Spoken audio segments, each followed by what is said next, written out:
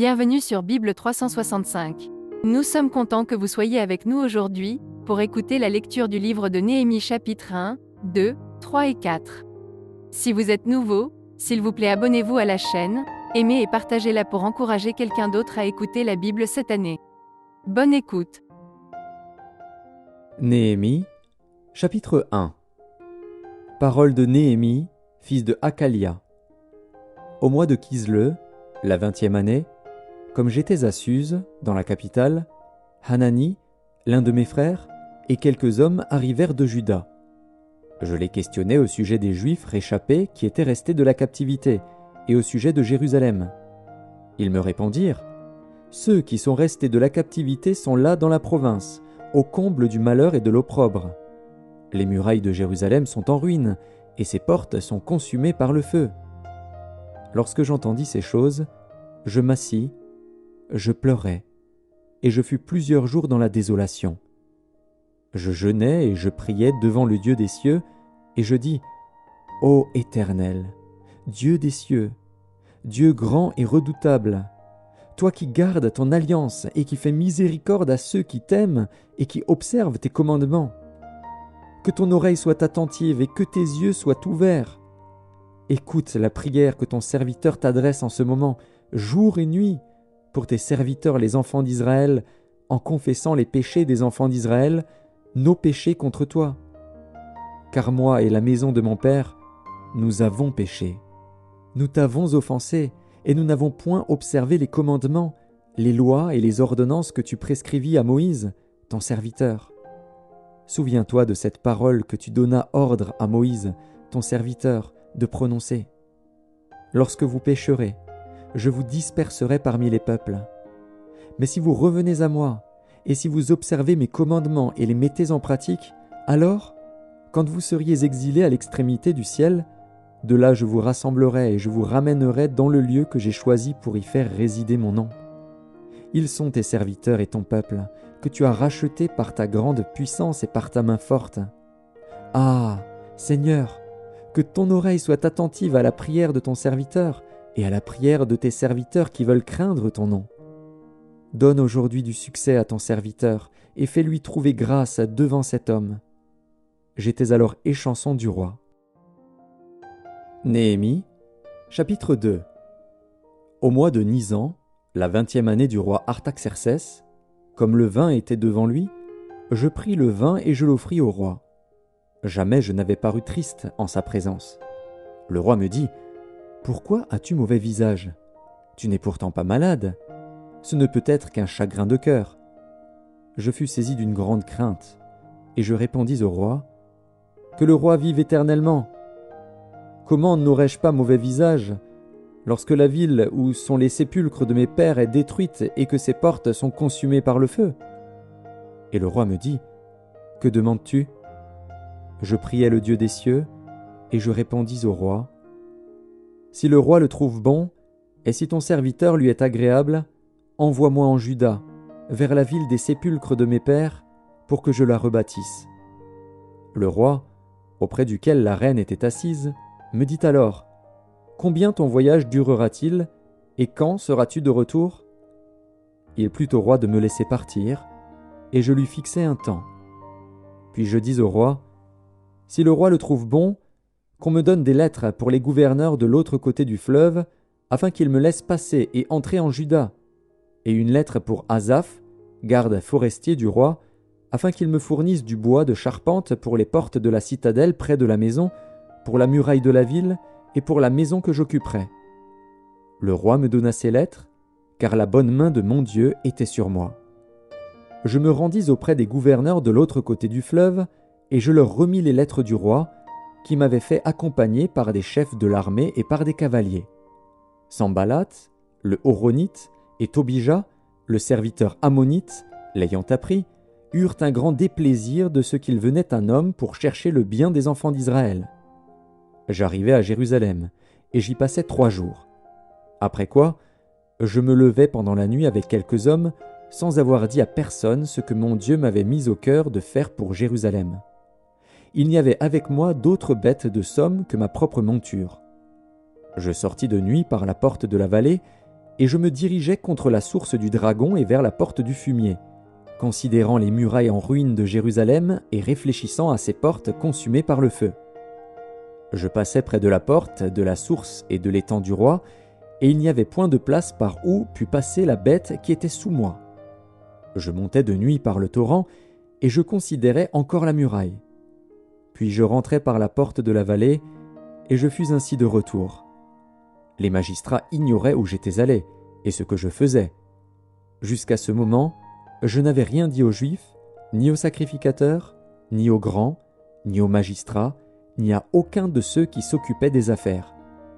Je leur dis alors, « Vous voyez le malheureux état où nous sommes. Jérusalem est détruite, et ses portes sont consumées par le feu. Venez, rebâtissons la muraille de Jérusalem, et nous ne serons plus dans l'opprobre. » Et je leur racontais comment la bonne main de mon Dieu avait été sur moi, et quelles paroles le roi m'avait adressées. Ils dirent, « Levons-nous, et bâtissons. » Et ils se fortifièrent dans cette bonne résolution. Sanballat, le Horonite, Tobija, le serviteur ammonite, et Geshem, l'arabe, en ayant été informés, se moquèrent de nous et nous méprisèrent. Ils dirent, « Que faites-vous là? Vous révoltez-vous contre le roi ?» Et je leur fis cette réponse, « Le Dieu des cieux nous donnera le succès. Nous, ses serviteurs, nous nous lèverons et nous bâtirons. Mais vous, vous n'avez ni part, ni droit, ni souvenir dans Jérusalem. » Néhémie, chapitre 3.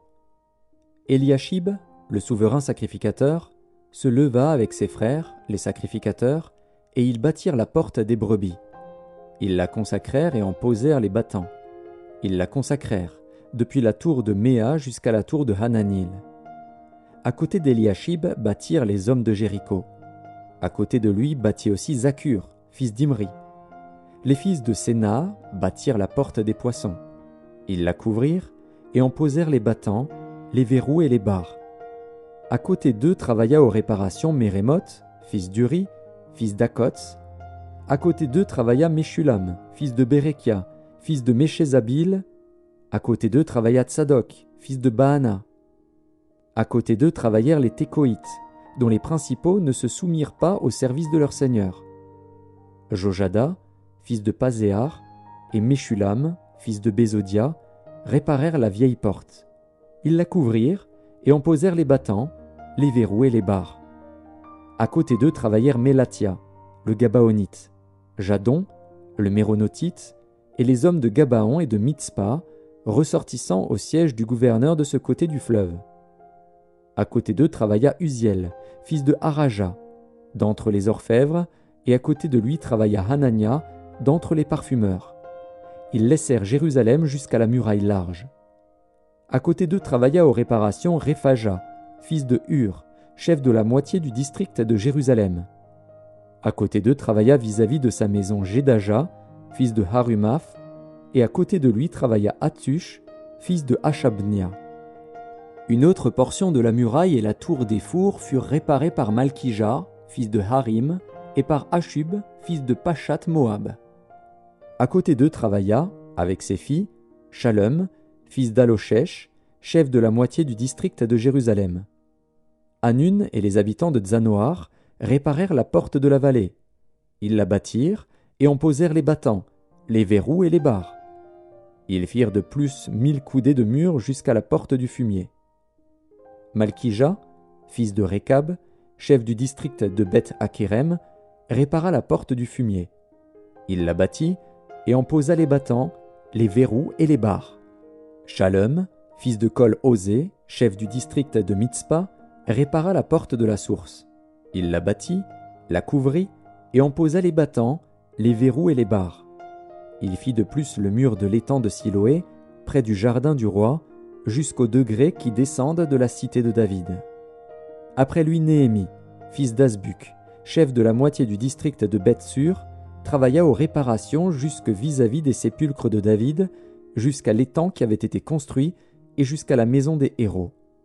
Après lui travaillèrent les Lévites, Réhem, fils de Bani, et à côté de lui travailla pour son district Hashabia, chef de la moitié du district de Keïla. Après lui travaillèrent leurs frères, Bavaï, fils de Henadad, chef de la moitié du district de Keïla. Et à côté de lui Ézer, fils de Josué, chef de Mitzpa, répara une autre portion de la muraille, vis-à-vis de la montée de l'arsenal, à l'angle. Après lui Baruch, fils de Zabaï, répara avec ardeur une autre portion, depuis l'angle jusqu'à la porte de la maison d'Eliashib, le souverain sacrificateur. Après lui Mérémoth, fils d'Uri, fils d'Akots, répara une autre portion depuis la porte de la maison d'Eliashib jusqu'à l'extrémité de la maison d'Eliashib. Après lui travaillèrent les sacrificateurs des environs de Jérusalem. Après eux Benjamin et Hashub travaillèrent vis-à-vis de leur maison. Après eux Azaria, fils de Maazéja, fils d'Anania, travailla à côté de sa maison. Après lui Binui, fils de Henadad, répara une autre portion depuis la maison d'Azaria jusqu'à l'angle et jusqu'au coin. Palal, fils d'Uzaï, travailla vis-à-vis de l'angle et de la tour supérieure qui fait saillie en avant de la maison du roi près de la cour de la prison. Après lui travailla Pédaja, fils de Paréosh. Les Nétiniens demeurant sur la colline travaillèrent jusque vis-à-vis de la porte des eaux, à l'orient, et de la tour en saillie. Après eux les Técoïtes réparèrent une autre portion vis-à-vis de la grande tour en saillie jusqu'au mur de la colline. Au-dessus de la porte des chevaux, les sacrificateurs travaillèrent chacun devant sa maison. Après eux Tsadok, fils d'Imer, travailla devant sa maison. Après lui travailla Shemaéja, fils de Shekania, gardien de la porte de l'Orient. Après eux Hanania, fils de Shélémia, et Hanan, le 6e fils de Tsalaf, réparèrent une autre portion de la muraille. Après eux Meshulam, fils de Bérékia, travailla vis-à-vis de sa chambre. Après lui Malkija, d'entre les orfèvres, travailla jusqu'aux maisons des Nétiniens et des marchands, vis-à-vis de la porte de Mifkad et jusqu'à la chambre haute du coin. Les orfèvres et les marchands travaillèrent entre la chambre haute du coin et la porte des brebis. Néhémie, chapitre 4. Lorsque Sanballat apprit que nous rebâtissions la muraille, il fut en colère et très irrité. Il se moqua des Juifs et dit devant ses frères et devant les soldats de Samarie : « À quoi travaillent ces Juifs impuissants ? Les laissera-t-on faire ? Sacrifieront-ils ? Vont-ils achever ? Redonneront-ils vie à des pierres ensevelies sous des monceaux de poussière et consumées par le feu ?» Tobija, l'ammonite, était à côté de lui, et il dit : « Qu'ils bâtissent seulement. Si un renard s'élance, il renversera leurs murailles de pierre. Écoute, ô notre Dieu, comme nous sommes méprisés. Fais retomber leurs insultes sur leurs têtes, et livre-les au pillage sur une terre où ils soient captifs. Ne pardonne pas leur iniquité, et que leur péché ne soit pas effacé de devant toi, car ils ont offensé ceux qui bâtissent. » Nous rebâtîmes la muraille, qui fut partout achevée jusqu'à la moitié de sa hauteur, et le peuple prit à cœur ce travail. Mais Sanballat, Tobija, les Arabes, les Ammonites et les Asdodiens furent très irrités en apprenant que la réparation des murs avançait et que les brèches commençaient à se fermer. Ils se liguèrent tous ensemble pour venir attaquer Jérusalem et lui causer du dommage. Nous priâmes notre Dieu, et nous établîmes une garde jour et nuit pour nous défendre contre leurs attaques. Cependant Juda disait : « Les forces manquent à ceux qui portent les fardeaux, et les décombres sont considérables. Nous ne pourrons pas bâtir la muraille. » Et nos ennemis disaient : « Ils ne sauront et ne verront rien jusqu'à ce que nous arrivions au milieu d'eux. Nous les tuerons, et nous ferons ainsi cesser l'ouvrage. » Or les Juifs qui habitaient près d'eux vinrent 10 fois nous avertir, de tous les lieux d'où ils se rendaient vers nous. C'est pourquoi je plaçais, dans les enfoncements derrière la muraille et sur des terrains secs, le peuple par famille, tous avec leurs épées, leurs lances et leurs arcs.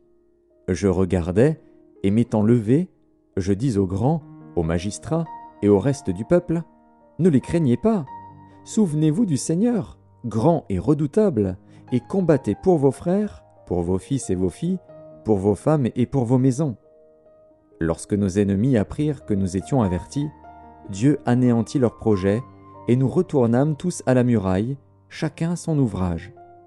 Depuis ce jour, la moitié de mes serviteurs travaillait, et l'autre moitié était armée de lances, de boucliers, d'arcs et de cuirasses. Les chefs étaient derrière toute la maison de Juda. Ceux qui bâtissaient la muraille, et ceux qui portaient ou chargeaient les fardeaux, travaillait d'une main et tenait une arme de l'autre. Chacun d'eux, en travaillant, avait son épée ceinte autour des reins. Celui qui sonnait de la trompette se tenait près de moi. Je dis aux grands, aux magistrats et au reste du peuple, « L'ouvrage est considérable et étendu, et nous sommes dispersés sur la muraille, éloignés les uns des autres. Au son de la trompette, rassemblez-vous auprès de nous, vers le lieu d'où vous l'entendrez. Notre Dieu combattra pour nous. » C'est ainsi que nous poursuivions l'ouvrage, la moitié d'entre nous la lance à la main depuis le lever de l'aurore jusqu'à l'apparition des étoiles. Dans ce même temps, je dis encore au peuple, « Que chacun passe la nuit dans Jérusalem avec son serviteur. Faisons la garde pendant la nuit et travaillons pendant le jour. » Et nous ne quittions point nos vêtements, ni moi, ni mes frères, ni mes serviteurs, ni les hommes de garde qui me suivaient. Chacun n'avait que ses armes et de l'eau.